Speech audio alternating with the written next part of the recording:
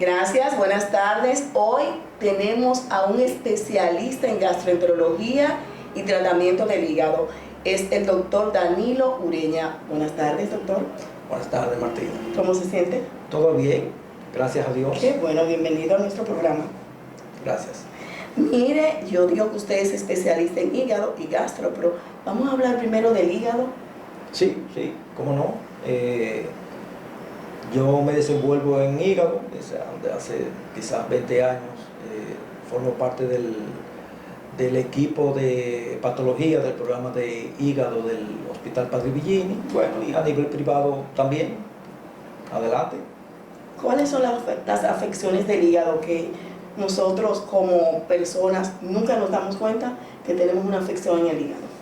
Bueno, el hígado, la hepatología se considera una subespecialidad que en sentido general se maneja dentro de la gastroenterología.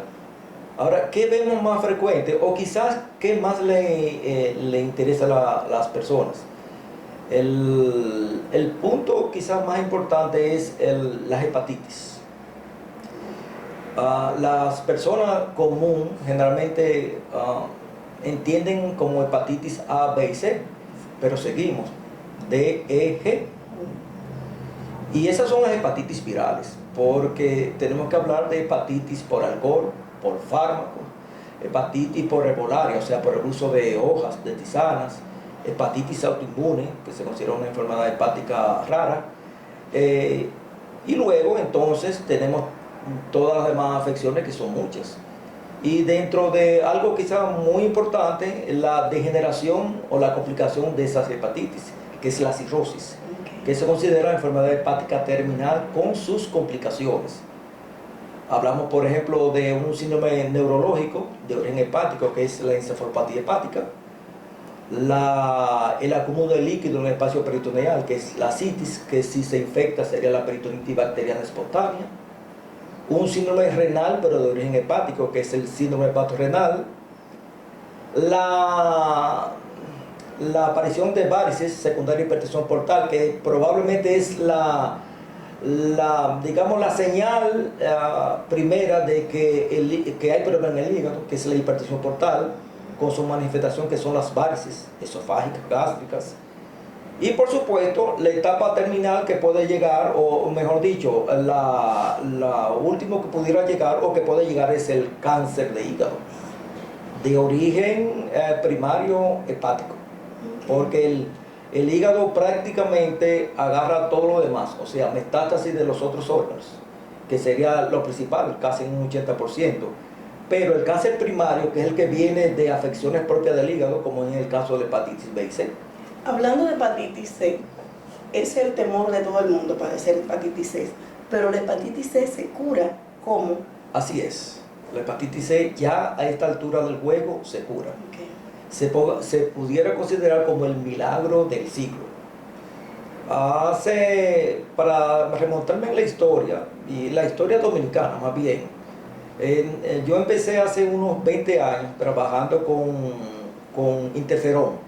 El interferón es un inmunomodulador, era o son, porque existe, inyecciones semanales por 48 semanas, con efectos secundarios amplios, desde anemia severa, las plaquetas muy bajas, los glóbulos blancos muy bajos, la persona podía caerse del cabello, podía sufrir de depresión y se curaba un 40%. Ahora, luego, en nuestro país, a nivel mundial, tiene más tiempo, pero en nuestro país quizá tenemos unos 10, 15 años, usando lo que se llaman antivirales de acción directa, que a esta altura ya se puede considerar que la hepatitis C se puede curar, primero con lo que tenemos aquí en el país, entre un 95 al 100%, pero hay medicamentos que se llaman de rescate que pueden curar en el 100% de los casos de hepatitis C. La B, que es otro problema, realmente no se cura como tal, pero los antivirales pueden enlentecer la progresión hacia cirrosis o hacia cáncer de hígado. Es decir, una persona ya se curó de hepatitis C y no tiene el temor de volver a contraerla. Sí se puede contraer, porque no es una vacuna. Okay. No es una vacuna. es curación. En el caso de la B, que se previene por vacuna, y la A también se previene por vacuna, si usted se vacuna y tiene inmunidad, pues no la va a adquirir más. Ahora, en el caso de la hepatitis C, usted tiene la hepatitis C. Los antivirales lo que hacen es que eliminan el virus. Realmente el término sería respuesta viral sostenida, que ese es el término. Que para fines de la persona, uno le dice curación para que él lo comprenda. Pero es respuesta viral sostenida. Se sostiene en el tiempo. Muy difícil, para no decir imposible, que una persona, luego que tenga respuesta viral sostenida, regrese a la enfermedad. Ahora se puede pegar. Sí, porque es igual que una neumonía. Si tú tienes una neumonía bacteriana, tomas antibióticos, se te cura, pero te puede volver a dar la neumonía. O sea, simplemente usted eliminó el virus, usted tiene respuesta viral sostenida, pero supongamos que usted lo transfundieron con sangre que estaba infectada, pues usted se le puede volver a pegar. La suerte es que se puede volver a curar. Pero una buena noticia. Por supuesto. No, en hígado y especialmente en el tratamiento de la hepatitis C se ha avanzado mucho. De hecho, en los países donde hay programa ampliado de trasplante de hígado, pues tú puedes trasplantar al paciente con todo y que tenga hepatitis y luego darle el tratamiento, porque son 3 meses. Qué bien. Te recuerdo que en el caso del interferón, el tratamiento era 48 semanas. Digamos, era como toda una vida. El paciente tenía una afinidad contigo y tenía, ¿cómo decirte en algo que se completa? Como una pegazón contigo, era que te llamaba hasta para beber agua, porque eran 48 semanas. Y además con los efectos secundarios que tenía. Ahora no. Ahora son 3 frascos, porque son 3 meses, 3 frascos. Y básicamente, por lo menos aquí en el país, porque ese medicamento básicamente quien lo soporta es el programa de alto costo de salud pública, porque es costoso. El paciente va mensual, claro, se le hace una historia general, con una revisión general, y se le empiezan a dar un frasco mensual y hay básicamente casi 0 complicación. En España, por ejemplo, que conozco estadísticas porque hice maestría en España, al paciente se le dan los 3 frascos y simple. Usted tiene hepatitis C, nos aseguramos que tiene hepatitis C, usted le puede hacer la carga viral, ya, simplemente. Y usted le da los 3 frascos, sin contraindicación ninguna, que tenga cirrosis avanzada, sí o no, eso no importa, se le dan con la probabilidad de que todos vayan a curar. Aquí llegaremos a esa etapa. Es lo que deseamos, por supuesto, es tal y como dice el nombre, son medicamentos de alto costo y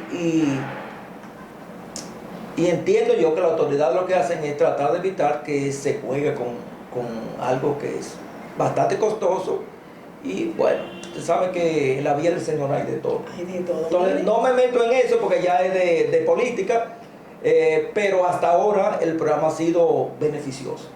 Si de la cosa que se puede hablar a favor de los gobiernos es de que se ha mantenido, a veces con altas y bajas, pero se ha mantenido y tienen acceso tanto los pobres de solemnidad, como los que puedan tener algo de recursos. Qué bueno que ese programa existe. Exactamente. Mire, ahora vamos a hablar de gastroenterología. ¿Cuáles son las principales afecciones en República Dominicana del extracto gastroenterológico? Bueno, a ver,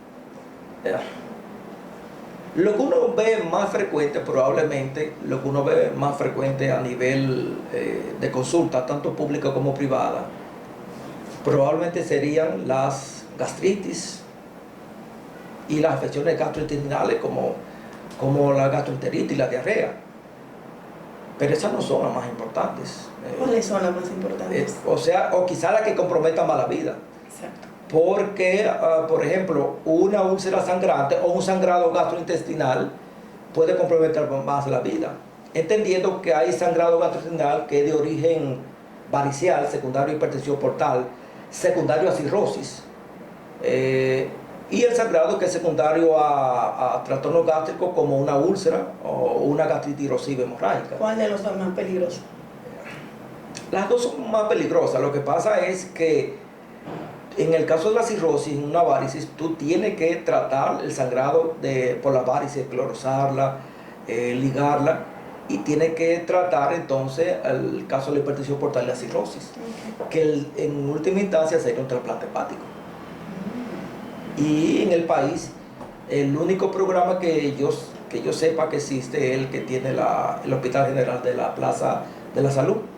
Aunque hay un instituto, el INCOR, que es el instituto que está tratando de hacer el esfuerzo para echarlo adelante. Trasplante de órganos. Exactamente. Que funciona. Sí, pero la idea es que usted pueda tener acceso, como le digo, tanto el que puede como el que no pueda, porque un trasplante de cualquier órgano es costosísimo, pero que pueda tener acceso. Uno ve, para decir permanentemente, personas que mueren esperando, por ejemplo, un hígado, que se pueden salvar y que puede tener, póngale usted que pueda tener 10 años, 12, 15 años con una calidad de vida excelente. Claro, tiene que vivir luego tomando medicamentos antirrechazo, o sea, para no rechazar el órgano, pero está vivo y puede ser productivo. Claro. Eso lo vemos en figuras a nivel internacional, por ejemplo, artistas y políticos que se han trasplantado y viven normal. A diferencia que en el caso, por ejemplo, de sin trasplante, pues su vida se va cortando, no solamente con hígado, estamos hablando de riñón, etcétera. Ya se hace trasplante casi de todos los órganos. Pero volviendo a la parte de gastro general, la pancreatitis, nosotros la manejamos, y una pancreatitis aguda puede tener etapas asimismo de gravedad que ponga en peligro la vida del paciente. ¿Cuáles son los síntomas de una pancreatitis? Bueno, lo primero es buscar las causas. Las dos causas principales pudieran ser la colelitiasis, los cálculos de la vesícula, migran, entaponan el conducto pancreático, el colédoco, las secreciones pancreáticas que van hacia el duodeno para ser parte de la digestión, lo que hace es que inflaman, en buena palabra, autodigieren el páncreas, sus propias enzimas, y eso viene un proceso inflamatorio. Entonces luego aquí viene dolor abdominal, puede haber náusea, vómito, distensión abdominal, trastornos digestivos, y luego se va deteriorando toda la función orgánica desde ¿qué decirte? Manifestaciones que ya son más que tú las tienes que buscar, elevación de amilasa lipasa, los glóbulos blancos elevados. O sea, hay criterios que nosotros los gastroenterólogos aplicamos, criterios que te dicen la probable gravedad. Hablarte, por ejemplo, criterios de Ransom, criterios Apache, de Glasgow, sí, son cosas que uno va a aplicar y lo que te dice simplemente parámetros que se van alterando. Pero los principales en la pancreatitis es el dolor. El dolor, que si se va agravando, luego va avanzando la gravedad a hemorragia peripancreática, necrosis, y puede llevar al traste del paciente a la muerte, o que tú tengas que hacer una cirugía de hibridación del páncreas, por ejemplo. Ok, doctor, vamos a tener que volver a juntarnos porque hay mucho de qué hablar, pero el tiempo se termina, volveremos, lo prometo. Señores, conversamos con el gastroenterólogo y jefe del servicio de gastroenterología del Hospital Docente Dr. Padre Bellini, el doctor Danilo Ureña. Volvemos con ustedes.